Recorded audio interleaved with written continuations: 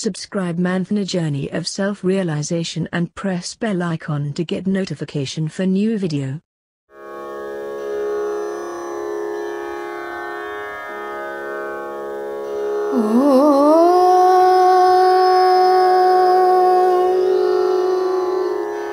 Namah Shivaya.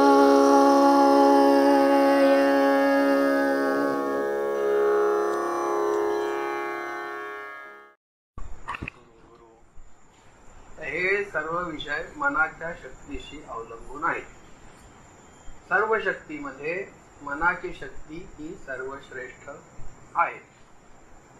किती बलवान असला, किती ताकदवान असला, पण त्या ताकदीच्या मागे मनाची शक्ती नसेल तो त्याची ताकद काही वेळेला काम करत नाही. आणि काही पुष्कळ वेळा त्याच्या मनाची शक्ती एकदम चांगली आहे पण त्याच्याकडे ताकद नाहीये तरी सुद्धा तो विजय प्राप्त करतो. म्हणजे या गोष्टी मनाच्या शक्तीवर अवलंबून असतात. आपण जेव्हा या सगळ्या गोष्टीचा विचार करतो त्यावेळेला आपण आपली मनाची शक्ती लावतो का? लावतो. पण कुठली शक्ती लावतो हे विचारात घ्यायला पाहिजे. की मनाची शक्ती सुद्धा दोन प्रकारची आहे. एक जी शक्ती आहे ती तुमची वैज्ञानिक शक्ती आहे आणि एक जी शक्ती आहे ती आध्यात्मिक शक्ती आहे. मागे तुम्ही सांगितलं ना आतलं मन बाह्य मन, त्याच्यात जरा पुढचं आहे ते एकदम सोपं होतं. हे थोडं विचार करायला लावणार आहे की वैज्ञानिक जी शक्ती असते माणसाची, जी नेहमी माणूस वापरतो, विज्ञाननिष्ठ, जे विज्ञाननिष्ठ माणसाने असावं, असू नये असं मी म्हणत नाही, पण विज्ञाननिष्ठ असताना सुद्धा नुसती त्या विज्ञानाशी वैज्ञानिक शक्ती लावून चालत नाही. त्याच्या जोडीला आध्यात्मिक शक्ती सुद्धा लावायला लागते. जेव्हा वैज्ञानिक शक्ती असते माणसाची तेव्हा तो काय करतो? जे स्थित आहे, जे दिसत आहे, जे त्याच्या हातात आहे ते तो घेतो. बरोबर? की लोखंड तयार करायचं आहे, लोखंड तयार करण्याला लागणाऱ्या ज्या वस्तू आहेत त्या तो घेतो. त्याच्यातले त्याचे गुणधर्म त्याला जे माहीत असेल ते बघतो, कुठे वाचलेले असतात ते समजावून घेतो, त्याचं काय प्रमाण कोणी सांगितलं असेल ते घेतो आणि त्याच्यानंतर तो त्याच्यावर निरनिराळे प्रयोग आपल्या गणिताने आणि वैज्ञानिक दृष्टीने करत असतो. आणि ते प्रयोग केल्यानंतर त्या लोखंडाची वेगवेगळ्या तऱ्हेची रूपं तो तयार करतो. लोखंड करतो कमी ताकदीचं, जास्त ताकदीचं, त्याच्यातून पोलाद, असं नाना गोष्टी तो तयार करतो. आणि ते केल्यानंतर त्याचे जे सिद्धांत असतात ते तो मांडून ठेवतो आणि त्या सिद्धांतावर हुकूम मग पुढची दुनिया ते करायला लागते. लोक म्हणतात की विज्ञानाने सिद्ध केलं हेच बरोबर असं आपण म्हणतो. म्हणजे माणूस वैज्ञानिक दृष्टीने, वैज्ञानिक ताकदीने आपण असं बोलतो की हे मी केलं तेच बरोबर. असे कितीतरी प्रयोग आतापर्यंत मागे झालेले आहेत. लोखंड या विषयात आणि अनेक विषयांचे, आणि त्या लोकांनी त्या वेळेला ते सिद्ध करून त्याचे सिद्धांत जगापुढे ठेवलेले आहेत. आणि त्या वेळेला त्या लोकांनी सिद्ध केलेल्या गोष्टी पूर्णपणे बरोबर असं त्यांचं मत होतं. कुठपर्यंत? की त्याच्यामध्ये दुसऱ्या माणसाने आणखीन काहीतरी सुधारणा करून पुढची पायरी जेव्हा काढली तर त्यांचा तो सिद्धांत मागे पडला म्हणजे तो इतिहास जमात झाला. मग त्याचा कोणी विचार करत नाही पुढचा सिद्धांत. असं होतं की नाही वैज्ञानिक दृष्टीने? म्हणजे विज्ञान हेच सर्वश्रेष्ठ आणि विज्ञान हेच परिपूर्ण, ही आपली जी समज आहे. कारण माणूस काय असतो की वस्तुनिष्ठ असतो. जे त्याला दिसतंय, जे त्याला करता येण्यासारखं आहे, जे त्याच्या दृष्टीत आहे, जे त्याच्या विचारात आहे, जे त्याच्या गणितात आहे तेच तो बरोबर म्हणतो. म्हणजे त्या ठिकाणी माणूस वैज्ञानिक दृष्टी, वैज्ञानिक ताकद नेहमी लावत असतो. आता वैज्ञानिक ताकद लावत असताना सुद्धा जर माणसाने आध्यात्मिक ताकद त्याच्याशी जोडली तर त्याला पुढचं काही समजायला लागतं. समजतच नाही. आता अणुबॉम्ब तयार केला, शास्त्रज्ञांनी बसून अणुबॉम्ब, त्या अणुरेणू किती बारीक असतात ते नजरेला दिसतही नाही, पण ते एकत्र केल्यानंतर त्याची ताकद किती, की एवढ्याशा चेंडूमध्ये 5-50 फुटाचं उडवू शकतो, एवढी ताकद त्याच्यात येते. आता हा माणूस माणसाने स्वतःच्या बुद्धीने निर्णय प्रयोगाने निर्णय संशोधन करून हे गोष्ट तयार केली, पण ती झाली वैज्ञानिक त्याची दृष्टी किंवा वैज्ञानिक त्याचं ज्ञान. पण आध्यात्मिक दृष्टी जर तिथे लावली, आध्यात्मिक ताकद जर तिथे लावली, तर ही गोष्ट आपण केलेली आहे ती कशासाठी वापरायची ही गोष्ट त्याला आध्यात्मिक ज्ञान सांगतो, आध्यात्मिक दृष्टी सांगतो. कशासाठी वापरायची की एखादा अणू तयार केला तर त्या अणूचा उपयोग माणसाचा रोग कापायला करू. होतं का नाही की डोळ्यात नंबर वाढलेला आहे त्याने कापून काढू. आता माणसाला न छेद देता आतला रोग कापून काढू बघतात की नाही. म्हणजे जो अणू माणसाला जीवनात आनंद निर्माण करू शकतो तोच माणूस अनेक माणसांचं जीवन उद्ध्वस्त करू शकतो. हे कोण सांगतं?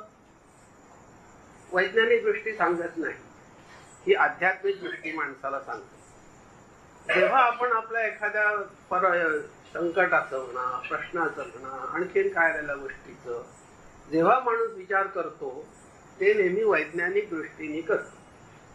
विज्ञाननिष्ठच असतं मुळात पिंड.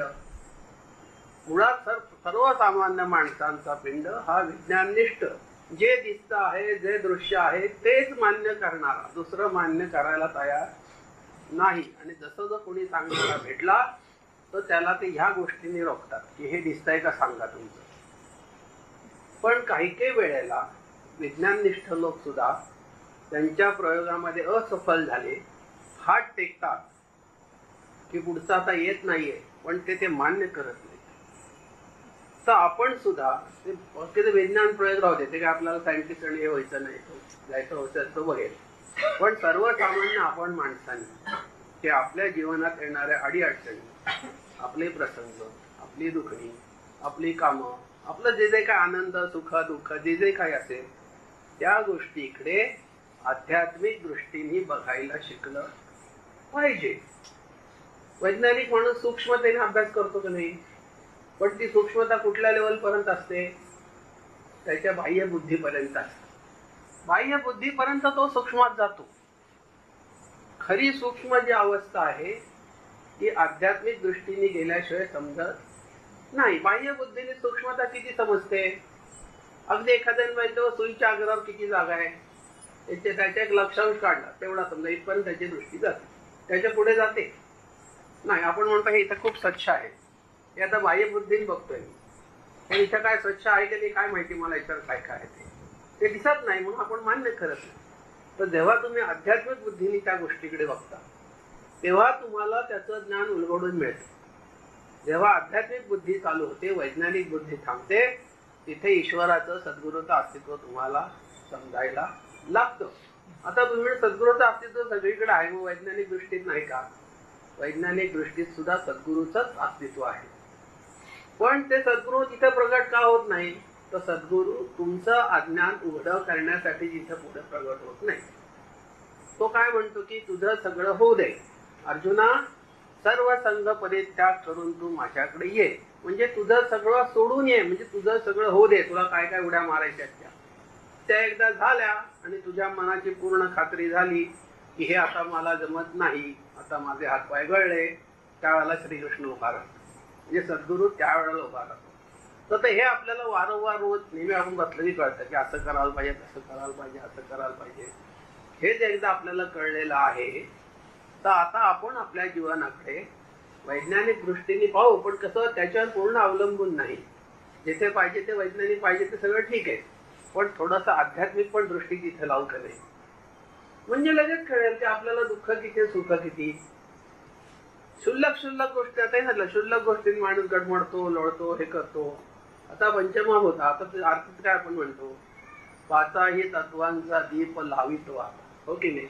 आता हे तत्व म्हणजे काय? आपल्या शरीर म्हणजे आपली स्वतःची शरीर रचना, त्याचा दीप आम्ही तुझ्या पुढे जाळतो आहोत. म्हणजे आम्ही आमचं शरीर तुझ्या पुढे वाळत आहोत. म्हणजे काय? आमचा सर्व ताबा आम्ही तुझ्या हातात देत आहोत. हे फक्त आपण म्हणण्यापुरतं प्रत्यक्ष करतो का? ते वेळ आल्यावर नाही करत, नाहीच करत. आपण म्हटलं ना सतरंजी उचल रे केले, हे दुसरा मग कोण उचलतोय? म्हणजे एक साधं काम की सतरंजी उचलायची आहे तर ते सुद्धा आपण तिथे उचलायला जात नाही. की हे जरा नीट घडी कर, असं कर तसं कर, लांबनच हात वाढे आणि तू करून दाखव. म्हणजे हा आपला जो अहंभाव असतो त्याच्या पोटी आपण ते सुद्धा स्वतः करत नाही, फक्त नुसतं बोलायचं काम करतो. पाचही तत्वांचा दीप लावितो आता वगैरे. तर हे जे आपलं पाचही तत्वांचं पंचतत्वाचं जे शरीर आहे ते आपण तिथे व्हायचं म्हणतो. म्हणजे त्याचा जो बॅलन्स आहे किंवा त्याचा जो समतोलपणा आहे तो त्यांच्याकडे सोपवतो आपण, त्यांच्याकडे सोपवतो. त्यांना व्हायला म्हणजे त्यांचं झालं की नाही, आपलं काही राहतं का? मग समजा मला ताप आला, तर ठीक आहे, येणार ताप, येणार सर्दी येणार, खोकला येणार, आणखीन काही होणार, पण मग त्याचं दुःख का करत बसतोस? ठीक आहे, तुझ्या शरीराला वेदना होत्यात वगैरे, ठीक आहे, ते सगळ्यांना माहिती आहे तुला वेदना होत्यात वगैरे, पण त्या गोष्टीचं भांडवल करू नको. त्या गोष्टीचं जितकं तू भांडवल करशील तितका तुला अति त्रास होईल.